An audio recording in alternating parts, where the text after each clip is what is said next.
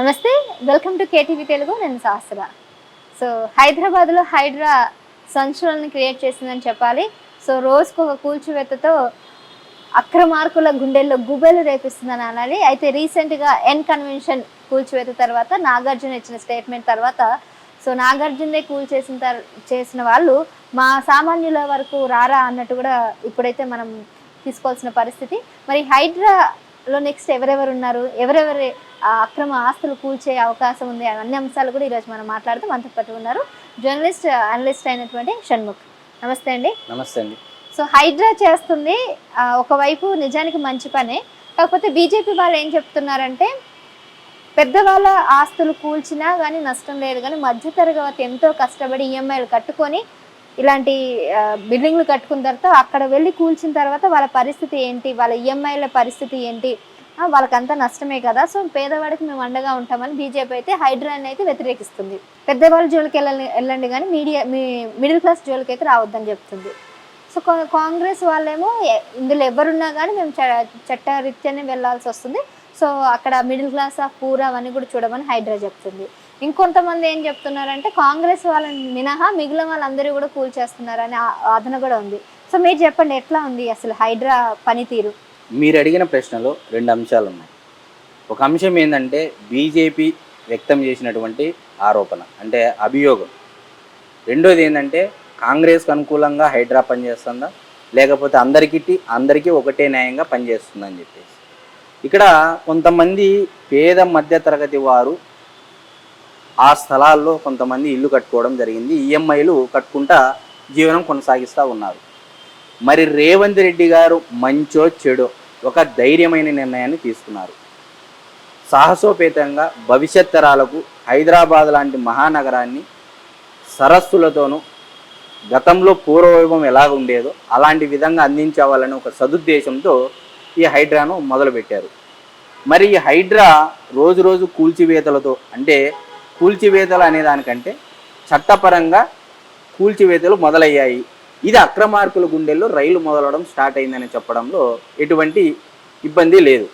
కానీ ఇక్కడ వాస్తవం ఏంటంటే రేవంత్ రెడ్డి గారి సర్కారు రెవెన్యూ రికవరీ యాక్ట్ పెట్టేసి, ఇప్పుడు మీరు ఇందాకన్నారు కొంతమంది మధ్యతరగతి వారి మీద చాలా ప్రభావం చూపుతుంది, మా వరకు వస్తే మా జీవితాలు ఏమైపోతాయి, మేము ఈఎంఐలు కట్టుకునేసేది. గతంలో ఎవరైతే అధికారులు దీనికి పర్మిషన్ ఇచ్చారో, ఎవరైతే కన్స్ట్రక్షన్స్ బిల్డర్లు చేశారో వీళ్ళందరి మీద రెవెన్యూ రికవరీ యాక్ట్ ప్రయోగించి వాళ్ళ ద్వారా డబ్బులు వసూలు చేసి, వాళ్ళ ద్వారా ఖజానాకు డబ్బులు వసూలు చేసి గవర్నమెంట్ ద్వారా కూడా కొంతమేర మొత్తాన్ని జమ చేసి ఎవరైతే పేద మధ్యతరగతి వారు ఉన్నారో వాళ్ళకి ఇల్లు లేదా కట్టివ్వడమో, లేకపోతే స్థలం అలకేట్ చేయడమో, లేకపోతే ఇంకోటి ప్రత్యామ్నాయ మార్గం చూపిస్తే హైడ్రాకు వచ్చిన నష్టం ఏందండి? రెవెన్యూ రికవరీ యాక్ట్ అనేది చట్టంలో బలంగా ఉంది. దాన్ని ఇప్పుడు నాగార్జున గారు ఉన్నారు, నాగార్జున గారి యొక్క ఎన్ కన్వెన్షన్ కూల్చివేస్తే కనీసం ఒక అభిమానం నుంచి కూడా వ్యతిరేకత కానీ ఒక పోస్ట్ కానీ ఎక్కడ లేదు. అసలు మద్దతు నాగార్జున గారి అభిమానుల్లో కూడా ఇది నిజమేమో అన్న కూడా ఒక పోస్ట్ కూడా లేదు. అంటే నాగార్జున గారి అభిమానులు కూడా దీన్ని స్వాగతిస్తున్నారు హైడ్రాను. మరి ఒక నాగార్జున గారే ఈ ఎన్ కన్వెన్షన్ ద్వారా దాదాపు 4,000 కోట్ల రూపాయలు సంపాదించారు అని చెప్పేసి కూడా కథనాలు వచ్చాయి, పత్రికల్లో వచ్చాయి, మీడియాల్లో వచ్చాయి. రోజుకి ₹1,00,000 దాకా రెంట్ తీసుకునే లక్ష కాదండి, దాంట్లో 3 నుంచి 4 హాల్ ఉన్నాయి ఎన్ కన్వెన్షన్ హాల్. ఒక్కో హాల్కి ఒక్కో రేటు. దాదాపు 4 హాళ్ళు పని చేస్తే అంటే బుక్ అయితే 1.7 CR నుంచి 2 CR వరకు పర్ డే వస్తుంది. పర్ డే 2 CR వస్తుందా? పర్ డే 25 లక్షల నుంచి 50 లక్షల వరకు రెంట్ వసూలు చేస్తారు. అంటే బర్త్డే పార్టీస్ కానీ, వెడ్డింగ్ పార్టీస్ కానీ, రిసెప్షన్లు కానీ, పెళ్ళిళ్ళు కానీ ఇలాగ 4గా డివైడ్ చేశారు. మొత్తం 4 పరంగా ఆదాయం వేసుకుంటే పర్ డే 1.7 CR నుంచి 2 CR వరకు ఆదాయం అని చెప్పేసి పత్రికల్లో వార్తలు వచ్చాయి, కథనాలు వచ్చాయి. మరి సంవత్సరానికి 350 కోట్ల రూపాయలు, 12 ఏళ్ల పాటు దాదాపు 4,000 కోట్ల రూపాయల పైమాటే ఆదాయం వచ్చిందని చెప్పేసి పత్రికల్లో కూడా కథనాలు వేశారు, మెయిన్ స్ట్రీమ్ మీడియాలో కూడా రావడం జరిగింది. మరి ఇంత ఆదాయం వచ్చినప్పుడు రెవెన్యూ రికవరీ యాక్ట్ ప్రయోగించి గవర్నమెంట్ స్థలాన్ని మీరు వాడినందుకు గాను కొంతమేర వసూలు చేయండి. పేద మధ్య తరగతి వారు ఎవరైతే నష్టపోతారో వాళ్ళకి ఇచ్చేసేయండి.